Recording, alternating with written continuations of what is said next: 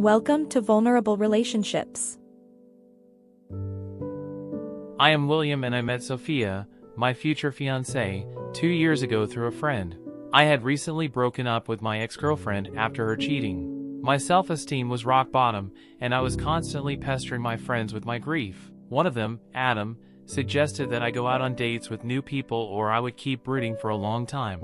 I knew he was somewhat right, but I did not want to admit that to him because I was not ready for it. I feared going through the same pain again, and it held me back. After much insistence from Adam and his girlfriend, I agreed to meet one of her friends. That was how I met Sophia. We went on a double date with Adam and Katie to a restaurant. I had insisted that they should be there for the first time I met Sophia, as I was pretty sure I would mess things up. I had been away from dating and this stuff for so long that I had forgotten how to do it. That date with Sophia went surprisingly well. Having Adam and Katie by my side was reassuring, as we never ran out of topics to discuss. Sophia had just graduated and was working as an intern at an office. She had many plans for her future, and seeing her talk about them very ambitiously seemed good. I told her about my business, which was running quite well. As I got home that night, I felt much better. I realized I was ready to date again if the next person was good, and Sophia seemed really nice in the first meeting. I texted Adam and thanked him for dragging me out of my hole. He sent me Sophia's number and wished me the best of luck. I texted Sophia telling her that I had a great time and I would be looking forward to meeting her again. Sophia responded quickly. She said that she too had a great time. We decided to meet again the following weekend. The whole week, my date was the only thing that stuck in my head. I was dying from anticipation. I even wished I had decided a day sooner than the weekend. Such obsession from the first meeting did not sound healthy, but it was not like I had any control over it. I could not help but feel an immense attraction towards Sophia. Finally, the weekend arrived and I no longer had to wait.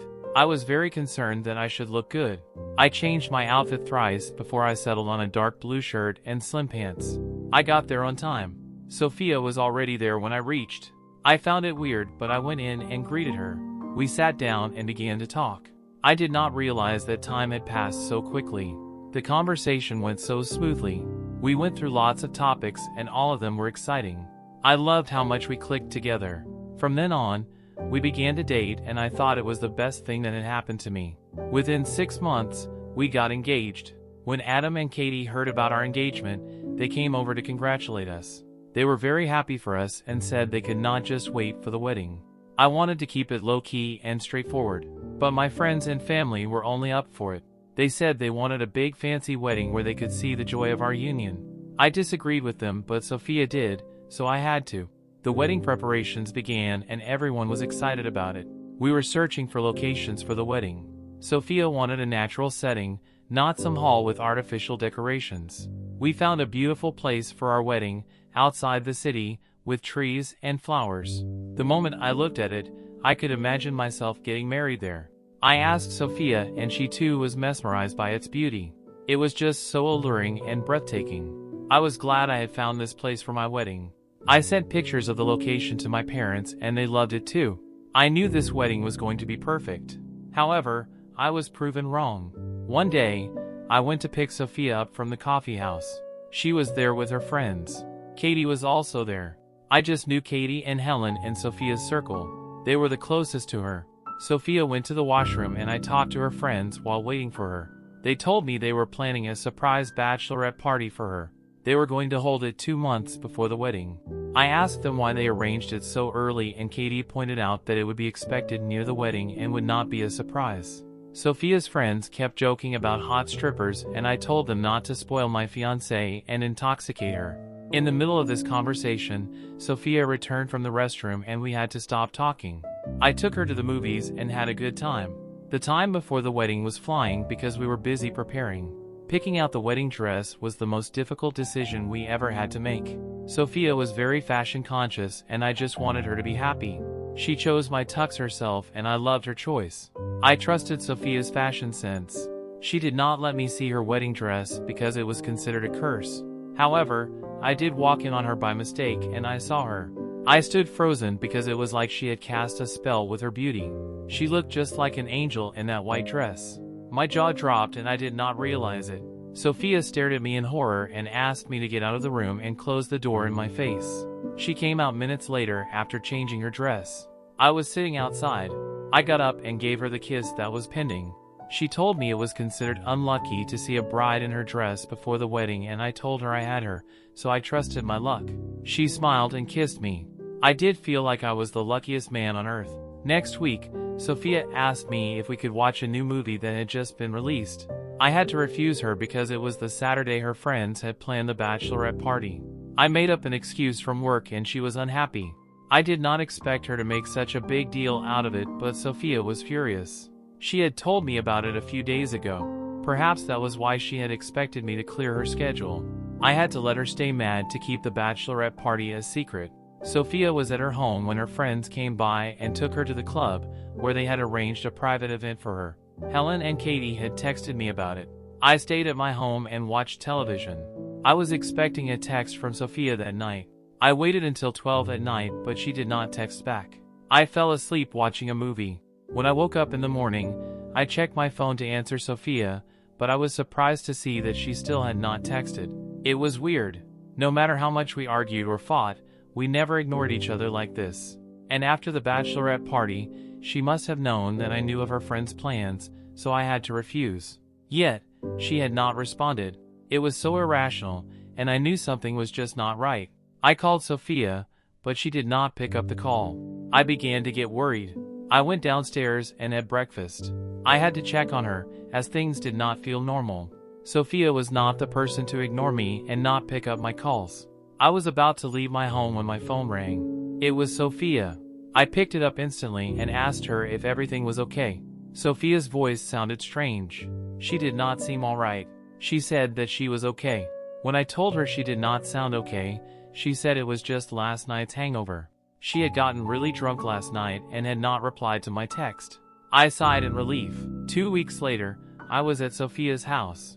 She called and asked me over, as she said she had a very important piece of news to share.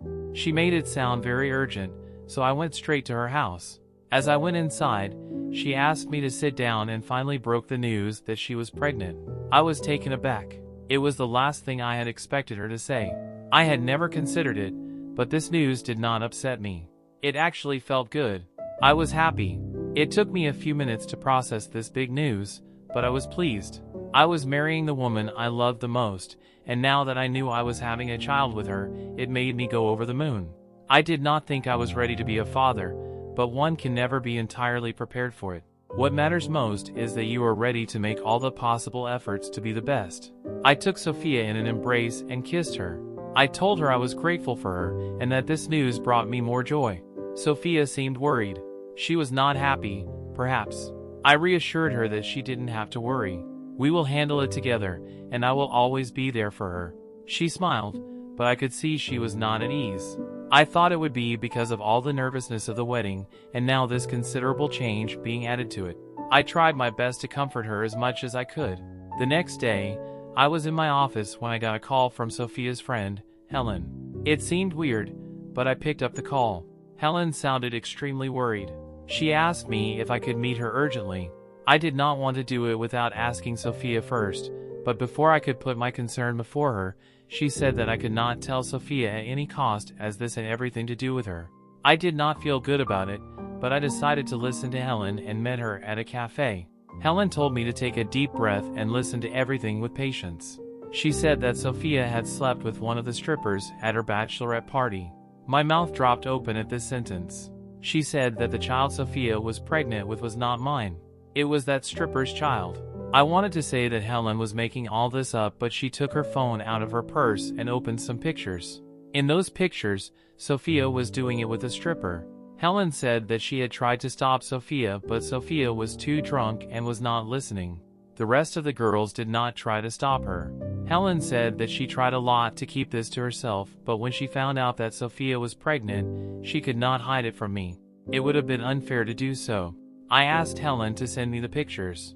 I got home and cried like a baby. Once I was done crying my heart out, I began to plot my revenge.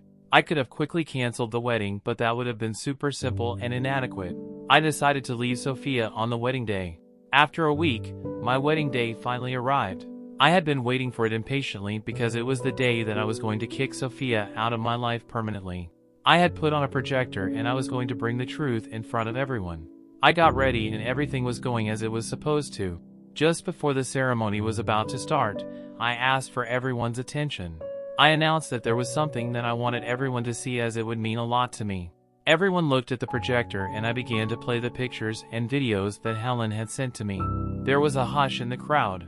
Everyone's eyes were glued to the screen and they had drawn their hands to their mouth at what they had just seen. Sophia looked at me and began to cry. I looked at her with nothing but disgust. I announced that the wedding had been called off as my ex-fiancé was a cheater and was pregnant with some stripper's child. Sophia fell down crying. She kept apologizing and crying, but I just left her there and came back home. It was one of the worst days of my life. I was in immense pain. Being betrayed like this was a grief I was never prepared for. But I was also glad that I had come to know about it before I got married. I was thankful to Helen that she had not let me live in this delusion. For weeks, Sophia kept trying to contact me, but I did not respond. I had cut her out of my life completely and forever. She left me several voicemails explaining that she was too drunk, that she was not in her senses, and this was a one-time thing. But I just blocked her as I didn't want to listen to that crap. I don't know how it happened, but Helen and I began to hook up as Sophia and her other girlfriends had turned her out of the group for spilling their nasty secret. Helen's honesty towards me had pulled me to her and we began to date. A few months later, I heard from Adam that there was no sign of the stripper who had got Sophia pregnant.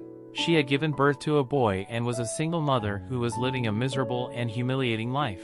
I felt no pity for her as she had brought it all on herself. Thanks for watching the video. Please consider leaving a like and subscribing. See you in the next video.